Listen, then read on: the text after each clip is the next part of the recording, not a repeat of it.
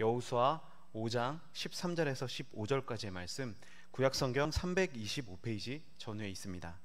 제가 읽도록 하겠습니다. 여호수아 5장 13절부터 15절까지 말씀입니다.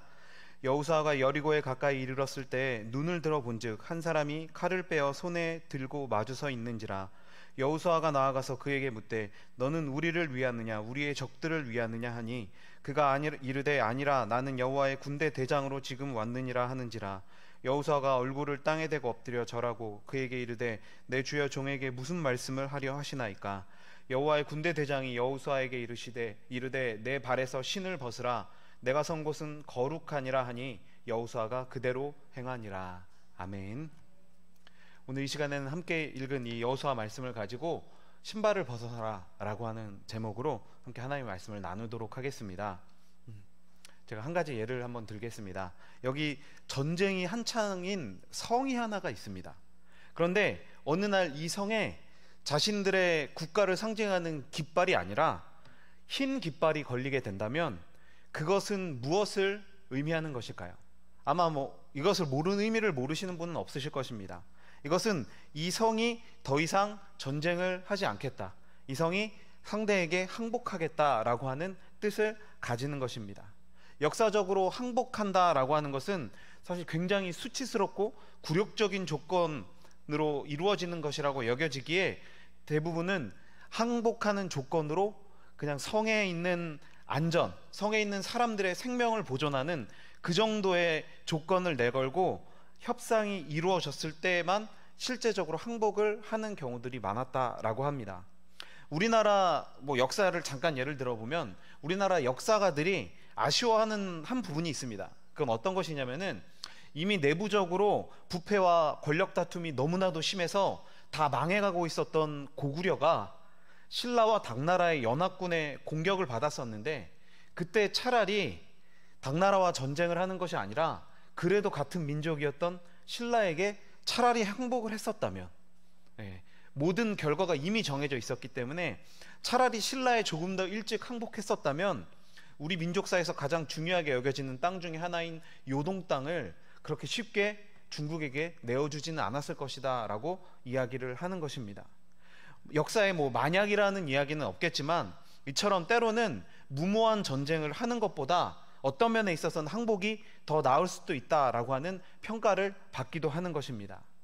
여호수아 강의 5번째 시간을 맞이하면서 제가 이렇게 항복에 대해서 먼저 이야기하고 있는 것은 오늘 본문에 아주 굉장히 특별한 항복이 등장하고 있기 때문에 그렇습니다. 역사 속에서 항복은 제가 앞에서 말씀드렸듯이 전세가 완전히 기울어져서 아무것도 할 수 없을 때 굴욕적이지만 생명이라도 어떻게 좀 건져보고자 하는 그러한 마지막 방법으로 사용하는 그런 항복이 아니라 지금 이스라엘이 보여주고 있는 항복은 어떠한 것이죠? 지금 이런 항복과는 완전히 다른 성격인 것이죠.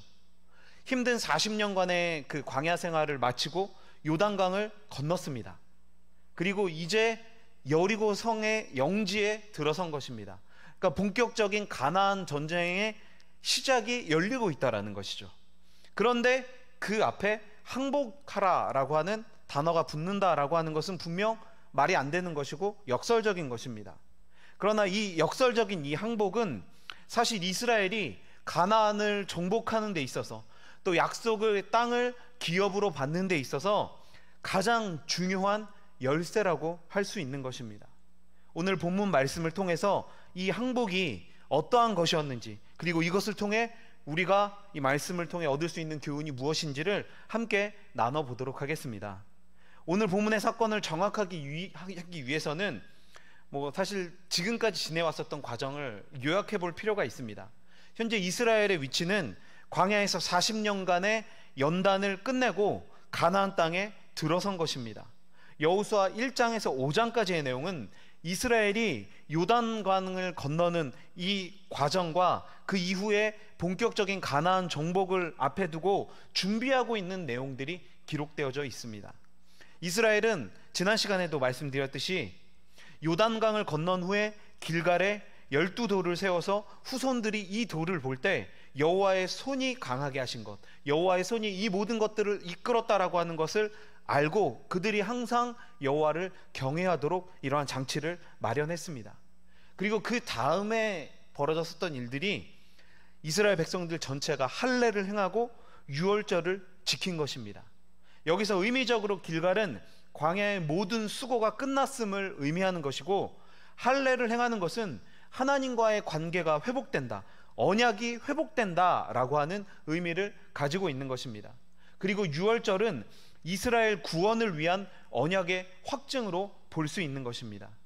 사실 이스라엘은 광야 생활 중에 할례를 행하지 않았습니다. 그것은 1차 가나안 정탐 때 불순종으로 인해 하나님을 대적하였던 그 사건 때문인 것입니다. 다시 말하면 하나님께서 이스라엘 백성들의 할례를 허락하지 않으셨다는 것입니다. 이것은 출애굽 1세대가 모두 광야에서 죽임을 당하게 될 것이다 라고 하는 1차 정탐 때의 불순종에 대한 징계의 연장선상으로 볼 수 있는 것입니다. 그런데 40년이 지난 후에 이제 하나님께서 먼저 이스라엘에게 할례를 명하심으로 하나님과의 관계를 회복할 수 있는 그러한 계기를 마련해 주고 계시는 것입니다. 또 유월절도 출애굽한 이듬해에 지켜졌다는 기록 외에 광야 생활 중에 유월절을 지켰다는 기록이 없습니다.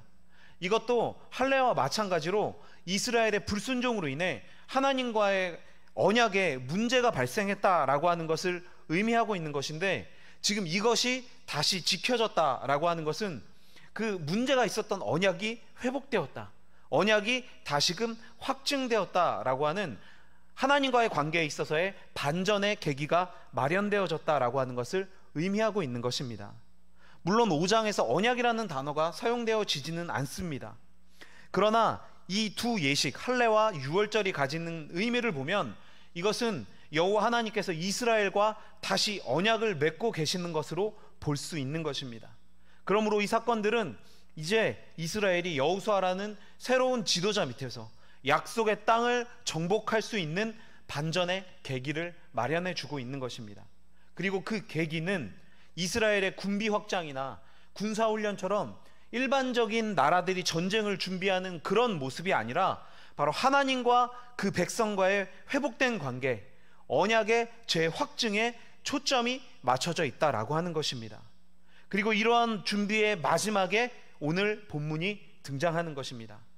이 13절 말씀을 보면 여호수아와 이스라엘 백성들은 여리고 평지에서 유월절을 보내고 난 후에 여리고로 진군하여 그 영역 안으로 들어왔습니다.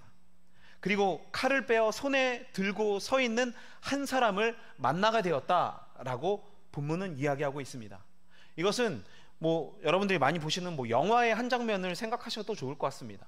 엄청난 군사를 막아서고 있는 한 명의 용사, 이런 장면들을 생각하시면 좋을 것 같은데, 이 사람의 정체가 무엇일까요?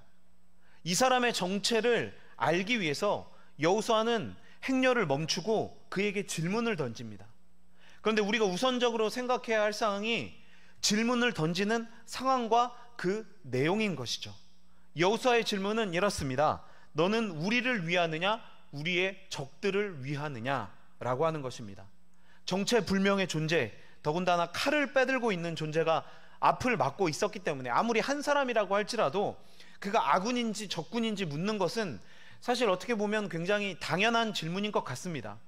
그런데 이 당연해 보이는 질문에 대한 대답이 특이합니다. 14절 말씀을 보면 이렇게 이야기합니다. 아니라 나는 여호와의 군대 대장으로 지금 왔느니라 라고 이야기를 하는 것이죠. 이상하지 않으십니까? 네. 저만 이상한가요? 다들 그냥 당연한 답이구나 이렇게 생각이 드시나요? 지금 여호수아가 뭘 물었죠? 아군이냐 적군이냐라는 것을 물었습니다. 그런데 답이 아니다라는 겁니다. 그럼 이 사람은 아군입니까 적군입니까?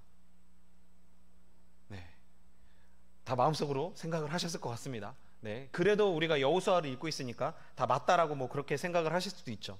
그리고 여호와의 군대 대장이다, 아니다 나는 여호와의 군대 대장이다, 이렇게 답을 하고 있는 것입니다. 여기서 군대로 번역된 히브리어는 종교적인 상황과 결부된 전쟁의 어떤 행위를 가리키는 데 사용되는 것인데, 동시에 레위인들이 회막 안에서 직무를 수행하는 것을 표현하기도 하는 것입니다. 이러한 사실은 이스라엘에게 있어서 이 전쟁이 단순히 그냥 나라 대 나라가 하는 전쟁이 아니라 이것이 신앙과 직결되는 행위다라고 하는 것을 상징적으로 보여주는 것입니다. 그리고 하나님을 위해 싸우는 거룩한 전쟁이 된다라고 하는 것을 보여주는 것이죠. 그렇다면 정체를 알았으니까 질문을 한번 바꿔보죠. 하나님은 아군인가요? 적군인가요? 제가 너무 당연한 답을 요구하는 질문을 드리는 것 같지만 사실 이 질문 자체가 잘못됐습니다. 질문의 주체가 잘못되었다는 것입니다. 하나님을 이스라엘이 또 우리가 따른다면 그분께서는 분명히 우리의 아군이 되어 주실 것입니다. 그러나 하나님을 거역하고 하나님을 대적하고 악의 길로 간다면, 우리의 뜻대로 우리가 나아간다면 그분께서는 우리의 적군이 되실 수 있는 것입니다. 다시 말하면 하나님께 주권이 있고 우리가 그분의 뜻을 행함에 있어서 우리가 아군이 될 수도 있고 우리가 적군이 될 수도 있다라는 것입니다. 그런데 지금 여호수아의 질문의 주체가 누구입니까? 우리입니다. 바로 이스라엘이 주어라는 것입니다. 누가 하나님의 도구이며 군대입니까? 그것은 이스라엘입니다. 또한 중요한 것은 그분의 군대는 이스라엘이라는 혈통적인 그러한 민족이 아니라 하나님을 믿고 따르는 자들이라는 것입니다. 그런데 이스라엘은 자신들만을 위해 하나님께서 움직이시며 자신들만이 그분이 선택한 민족이라는 착각을 하고 있습니다. 이것은 현대까지 내려오는 그들의 참 길고도 완고한 착각이죠. 이 간단한 질문에 이스라엘의 근본적인 문제가 드러나 있는 것입니다. 그리고 40년간의 광야 생활과 출애굽기 또 이어지는 여호수아서까지의 성경의 핵심적인 주제가 드러나고 있는 것입니다. 한마디로 이스라엘의 주체는 지금까지 바로 자기 자신들이었습니다. 이스라엘의 불순종의 역사를 살펴보면 사실 이스라엘이 완전히 하나님을 버린 적은 없습니다. 그러나 그들에게 하나님은 주인이 아니라 늘 조력자로, 자신들을 돕는 자로 그렇게 여겼던 것입니다. 소원을 들어주는 일종의 자판기처럼 자신들 마음대로 살다가 위기 때에만 부르면 그냥 조건 없이 나타나서 도와줘야 하는 분, 분명 하나님이라고 부르지만 실상은 자신들의 종이나 다름없는 그런 위치로 만들어버린 것이 바로 이스라엘의 그리고 우리의 불순종의 역사라는 것입니다. 그렇게 이스라엘은 하나님만을 온전히 믿고 따르는 훈련을 받았던 것이고 광야 생활의 목적도 오직 그분만을 따르며 이스라엘의 주인으로 하나님을 주권자로 인정하는 훈련을 해나갔던 것입니다. 그러나 가나안 입성 이후에도 이러한 모습은 반복되었습니다. 그들은 하나님만을 믿고 따랐던 것이 아니라 이제 그들을 더 좋게 만들어줄 것이다 라고 여기는 다른 많은 신들 중에 그냥 한 신, 특별히 국한하자면 하나님이 전쟁을 너무나도 잘하시는 것 같으니까 하나님은 그냥 전쟁의 신, 이 정도로만 만들어 놓고 자신들이 어려움에 빠졌을 때, 외세의 침입을 받거나 대적으로 인해 어려움에 빠졌을 때 그럴 때에만 하나님을 찾았던 것이 바로 이스라엘의 역사가 보여주는 모습이라는 것입니다. 불순종은 하나님을 인정하지 않는 것뿐만 아니라 하나님의 자리를 인정하지 않는 것도, 내가 아무리 하나님을 불러도 하나님의 자리를 인정하지 않는다면 그것이 다 불순종인 것이며 결국 이것이 이스라엘이 범한 또 우리가 범하고 있는 죄악의 핵심이다라고 하는 것을 성경은 말씀하고 있는 것입니다. 이러한 질문에 하나님께서는 내가 아군이다, 내가 적군이다 뭐 이렇게 그들의 편을 든 것이 아니라 바로 주권자 하나님, 내가 이 군대의 대장이다 라고 그렇게 답을 하고 계시는 것입니다. 그렇다면 여기서 말하는 군대는 누구일까요? 여호와의 군대라는 표현은 출애굽기 12장 41절에 처음 기록되어져 있습니다. 430년이 끝나는 그날에 여호와의 군대가 다 애굽 땅에서 나왔은즉이라고 기록되어져 있죠. 애굽에서 430년간 종살이를 하고 있던 이스라엘 백성들에게 하나님께서는 초월적인 개입을 통하여 그들에게 출애굽을 허락해 주셨습니다. 그리고 그들이 출애굽할 때 하나님께서는 정말 영광스럽게도 이 백성들을 여호와의 군대다라고 불러주셨다는 것입니다. 물론 이 여호수아서에서 말하는 이 여호와의 군대가 출애굽기와 똑같냐라고 하는 것에 대해서 학자들마다 의견이 조금씩 다른 부분은 있습니다. 또 출애굽기 12장을 바탕으로 해서 이스라엘 백성을 하나님의 군대라고 말하기도 하고, 또 하나님께서 성경 곳곳에 만군의 여호와라고 이야기하고 있기 때문에 이 만군의 여호와가 다시 이야기하면 여호와의 군대라고, 하늘의 군대, 이렇게 이야기를 하고 있기 때문에 그것에 대해서 이야기를 한다라고 이야기를 하는 학자들도 있습니다. 그러나 사실 어느 쪽의 군대이든 중요한 것은 아닙니다. 이 모든 종류의 군대를 다 합쳐도 그 대장이 누구라고 지금 이야기를 하고 계시는 건가요? 나 자신, 하나님이시다. 내가 이 군대의, 이 모든 군대의 대장이다 라고 그렇게 이야기를 하고 계시는 것입니다. 내 군대에게, 나에게 속한 군대에게 아군인지 적군인지 이것을 물을 수는 없는 것이기 때문에 하나님께서는 이 질문에 대해서 대답할 필요를 느끼지 못하셨던 것입니다. 이것이 너무 단순하고 당연한 것 같지만 하나님과 인간이 가지고 있는 가장 중요한 인식의 차이라는 것입니다. 우리도 바른 신앙생활을 하려면 바로 이 인식의 변화가 필요한 것입니다. 신앙의 틀이 바뀌어야 한다라는 것입니다. 하나님은 조력자가 아닙니다. 지원군도 아닙니다. 조금 높게 여겨서 지원군의 대장도 아니라는 것입니다. 하나님은 본군, 우리의 대장, 나의 대장이시라는 것입니다. 그 대장이 그리고 하나님이 되셔야만 한다라는 것입니다. 이 인식의 전환이 이루어져야만 이스라엘은 이제 앞으로 시작하게 될 이 가나안 전쟁에 임할 수가 있었던 것이며, 우리 또한 우리의 지금 살아가는 모든 삶 속에서 끊임없이 발생하는 영적 전쟁에 임할 수가 있는 것입니다. 이스라엘이나 우리나 다 같습니다.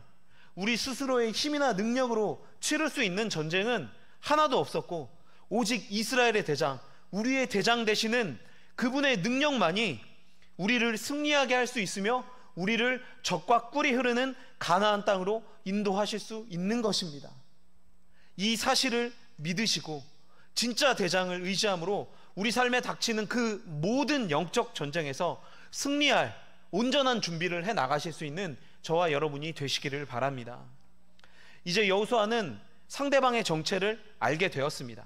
그리고 그 즉시 얼굴을 땅에 대고 엎드려서 절하며 그의 말을 청했습니다. 여호수아는 자신의 앞에 서 있는 자로부터 내가 여호와의 군대 장관이다 라는 말을 듣고, 그가 대적이 아니라 하나님의 이 신적인 권위를 가지고 계신 분이다 라고 하는 것을 깨닫고 몸을 숙이고 경의를 표한 것입니다. 그리고 그분 앞에서 자신을 종이라고 부르는 데 있어서 전혀 주저하지 않습니다.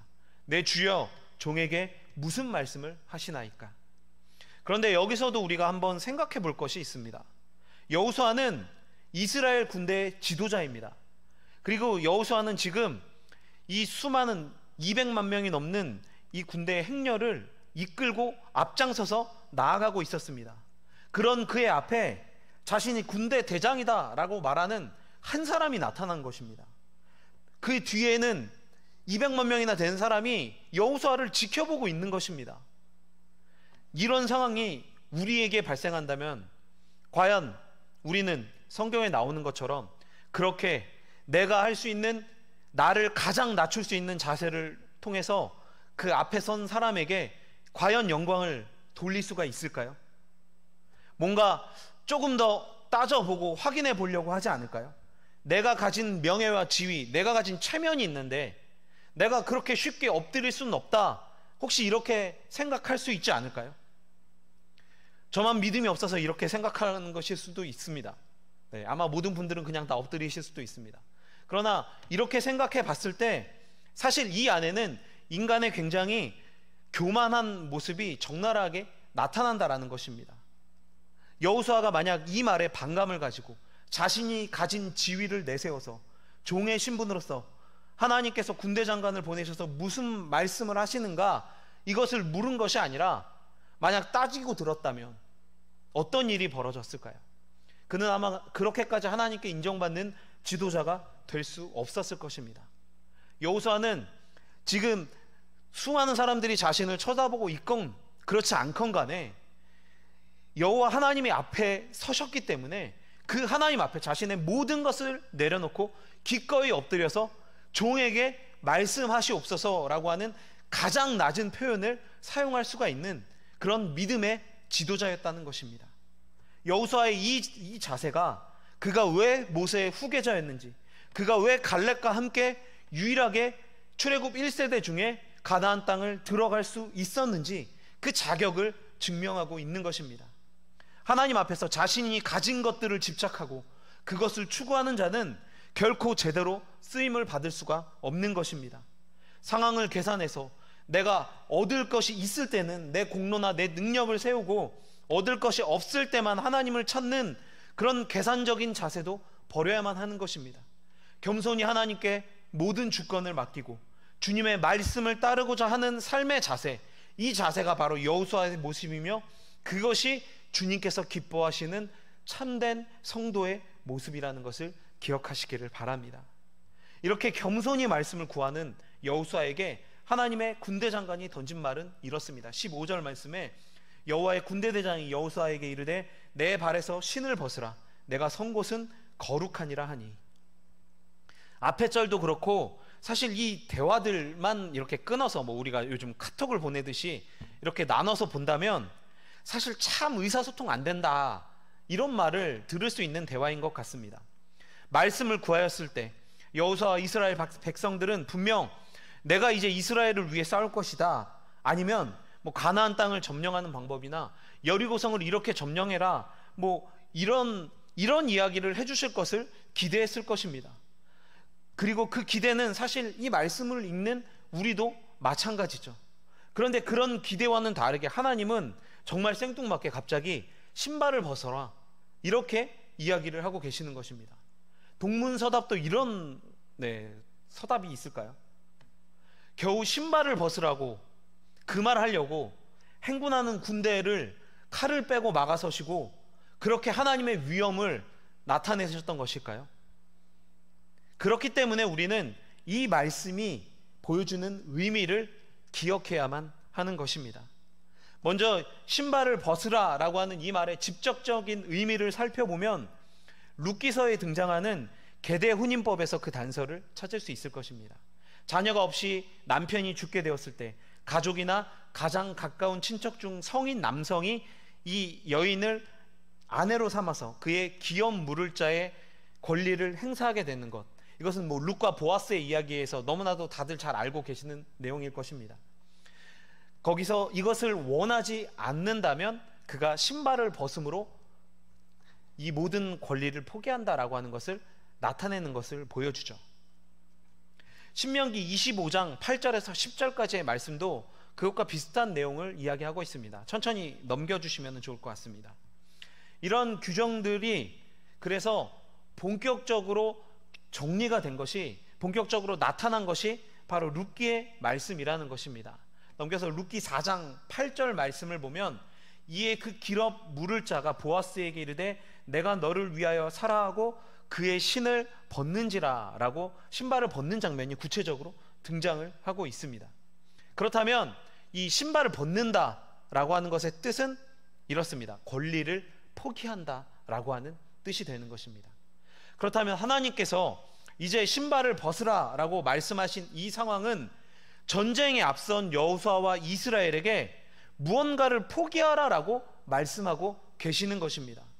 그렇다면 이 말을 의미적으로 살펴보겠습니다. 원래 신발을 벗어라 라고 하는 이 말은 여호수아가 처음 들은 것이 아닙니다.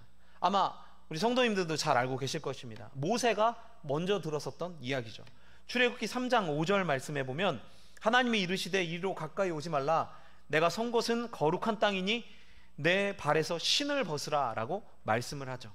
출애굽기 3장은 모세의 소명장입니다. 하나님께서 불에 타지 않는 떨기나무 속에서 임재하셔서 모세를 부르시면서 처음에 하신 말씀이 바로 내 발에서 신을 벗으라 라고 하는 것입니다. 신발을 벗으라 라고 하는 이 의미가 도대체 무엇일까요? 모세는 이집트 궁전에서 공주의 아들 왕자로 자랐습니다. 그는 당시 최강대국이자 가장 문명이 발달했었던 이집트의 핵심적인 곳에서 왕궁에서 40세까지 모든 무예와 지식을 배우며 자랐습니다. 그리고 그러한 그에게 이것은 자부심이자 긍지가 되었습니다. 자신이 배운 지식과 권력, 힘이면 이스라엘을 이집트의 압제에서 구할 수 있을 것이다 라고 여겼던 것입니다. 그의 이러한 의식이 결국 우리가 잘 알고 있는 살인을 불러왔던 것이고, 그는 결국 광야로 도망칠 수밖에 없었던 것입니다. 그리고 정말 말도 안 되게 이 40년, 남은 40년 동안은 아무도 알아주는 사람 없고 할 수 있는 것도 없는 초라한 목동으로서 삶을 살아가게 되어집니다. 롤러코스터와 같은 그의 인생 가운데서 80세가 되었을 때 하나님께서 그를 부르셨습니다. 그리고 신발을 벗으라 말씀하셨습니다. 이 말은 권리를 포기하라, 즉 하나님 앞에 이제는 항복하고 이제 그분이 자신의 인생에서 대장이 된다라고 하는 이것을 인정하라라고 하는 말씀인 것입니다. 하나님께서 만약 인생의 황금기였었던 이 40세까지의 기간 동안에 모세를 부르셨다면 과연 모세가 하나님의 부르심에 응답했을까요? 즉각적인 순종과 헌신으로 하나님의 모든 말씀을 따랐을까요? 아마 쉽게 응답하지 않았을 것입니다. 그래서 40년간의 광야 생활이 모세에게 필요했었던 것입니다. 그리고 그 끝에 하나님께서는 임재하셔서 모세를 부르시고 그에게 소명을 주셨고 그분의 일, 자신의 백성을 구원하는 그 귀한 일을 맡기신 것입니다. 결국 모세에게 내가 할 수 있다, 내 능력이다 라고 하는 이 마음들을 모두 다 벗어버리고 나의 주권, 권리를 포기하고 하나님 앞에 항복하고 그분만을 바라보고 따르라 라고 하는 하나님의 때와 하나님의 방법을 담은 명령이 바로 신발을 벗으라 라고 하는 말씀인 것입니다. 그리고 이제 그 같은 말씀을 여호수아에게 주십니다. 이것은 두 가지의 의미를 지니고 있죠. 하나는 모세와 동일한 방법으로 그에게 소명을 주심으로 그를 모든 사람들이 보는 앞에서 이제 제2의 모세, 이스라엘의 지도자로 인정해 주신다라고 하는 것을 보여주신 것이죠. 그리고 다른 하나는 모세가 항복하고 자신을 포기함으로써 비로소 하나님의 소명을 맡은 자로서 그 모든 사명을 감당했듯이 이제 여호수아에게도 하나님께서 동일한 요구를 하시고 계시는 것입니다. 여리고성에 다가가고 있습니다. 여호수아와 이스라엘은 참 복잡한 신경을 가지고 있었을 것입니다. 당대 최강이라고 불리는 이 성, 이 거대한 성을 어떻게 정복할 수 있을지를 생각하고 또 생각했을 것입니다. 여리고는 엄청나게 강한 성이지만 그리고 또 이 성만 점령한다고 해서 가나안 정복이 끝나는 것이 아니죠. 이 성 점령을 시작으로 이제 가나안 정복을 해 나가야 하는 것입니다.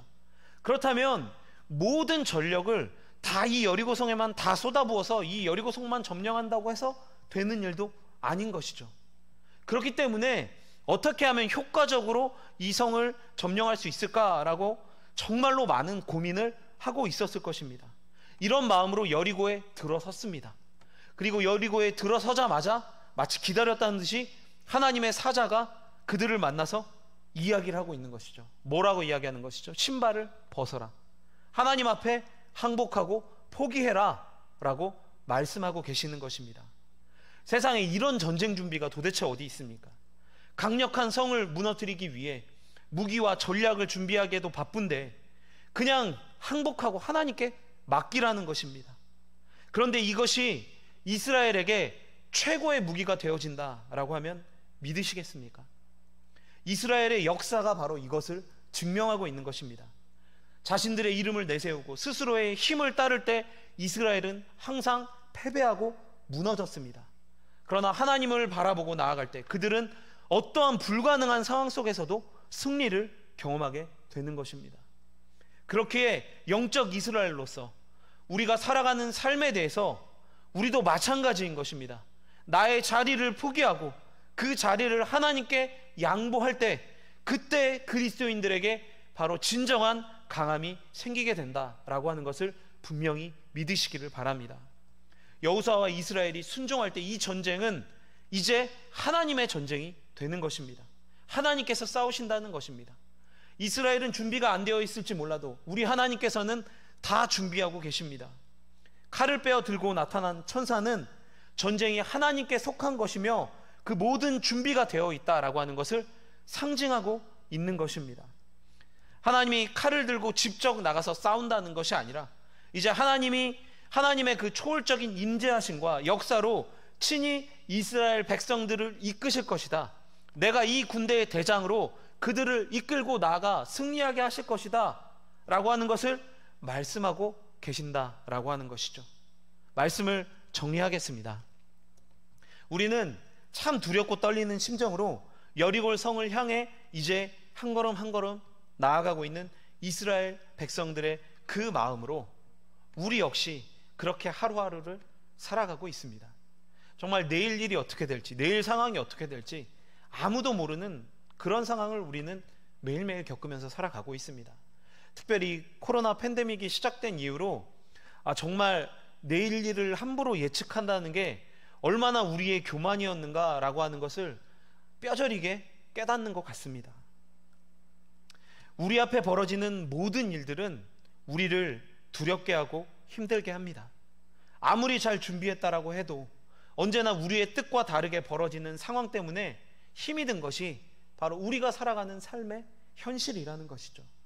혹시 여러분은 이런 삶 속에서 여전히 우리의 또 나의 가나안이, 나의 여리고가 나의 스스로의 힘과 능력으로 점령할 수 있을 것이다 그렇게 여기시면서 여전히 이길 수 없는 이 전쟁에 온 힘을 쏟으며 살아가고 계시는 것은 아니십니까? 이제 감히 말씀드리지만 신발을 벗으시기를 바랍니다. 성경에는 거룩한 땅이니까 신발을 벗으라고 말씀합니다. 그러나 그 땅이 원래부터 거룩한 땅이 아닙니다. 하나님이 지금 이곳에 임재하셨기 때문에 이 땅이 거룩한 땅이 되어진 것입니다. 그 땅이 사막이든 물 한가운데건 하나님이 임재하시면 그곳이 거룩한 곳이 되어진다라는 것입니다. 이것은 다시 이야기하면 이스라엘 백성들은 원래 거룩한 자가 아니었지만 하나님의 거룩하심을 부여받았을 때에만 그분의 언약 백성이 되어진다는 것, 하나님과의 관계가 회복되어진다라고 하는 것을 의미하는 것이며, 우리 삶에 적용하면 이것은 우리 삶의 주권을 하나님께 맡길 때 비로소 우리는 거룩한 백성이 되고 그분의 소유가 된다라고 하는 것을 의미하는 것입니다. 그렇게 되면 어떤 일이 벌어질까요? 우리 항상 말로만 이렇게 하죠. 그런데 정말 우리가 그분의 백성이 되어진다면 어떤 일이 벌어질 수 있을까요? 오늘 성경이 그것을 보여주고 있는 것입니다. 우리가 그분의 소유가 된다면 하나님께서 가나안 전쟁을 앞에 나서서 이끄셨듯이 우리의 삶도 그렇게 이끌어 주신다라고 하는 것입니다. 그 거룩함에 참여하고 하나님의 백성이 된다라는 것을 나타내는 것이 바로 우리의 신발을 벗는 것입니다. 하나님 앞에 항복하는 것, 그분께 우리 인생의 주권을 넘기는 것은 인생을 포기하라는 것이 아닙니다. 세상 사람들은 그것이 약하고 실패한 이들의 위로이자 핑곗거리라고 이야기하죠. 그래서 기독교인들을 나약한 사람들이다 라고 그렇게 손가락질을 합니다. 그러나 오늘 하나님 앞에 항복한 여호수아와 이스라엘의 모습이 어떻습니까? 비굴해 보이십니까? 약해 보이십니까? 아무것도 할 수 없는 나약한 이들이라 조롱받고 손가락질 당할 만한 그런 모습이 있습니까? 그들은 이제 다음 시간에 우리가 함께 살펴보겠지만 하나님의 힘을 의지하여서 여리고성을 완전히 무너뜨리고 나아가 가나안 모든 땅을 점령하게 됩니다. 진정한 강함, 완전한 승리를 경험하게 된다는 것입니다. 그러니 이제 하나님께 우리의 모든 삶의 주권을 맡기시기를 바랍니다. 표현이 좀 이상하게 들리실지 모르지만 다시 한번 거듭 말씀드리지만 제발 신발을 벗으십시오. 그러면 이제 하나님께서 우리의 삶을 책임져 주실 것입니다. 하나님의 역사하심과 인도하심을 우리의 모든 삶 속에서 경험하게 된다는 것입니다. 신발을 벗음으로 그분의 거룩한 백성이 되고 하나님의 은혜와 사랑을 받는 복된 인생으로 거듭나게 되는 축복을 누리시는, 그래서 하나님께서 우리 각자에게 약속해 주신 그 약속의 땅, 적과 꿀이 흐르는 그 영광의 나라, 그 땅에 모두가 함께 하나님의 이끄시는 그 손길에 따라 들어가 영광과 권세를 영원토록 누리게 되시는 그런 저와 여러분이 되시기를 바랍니다.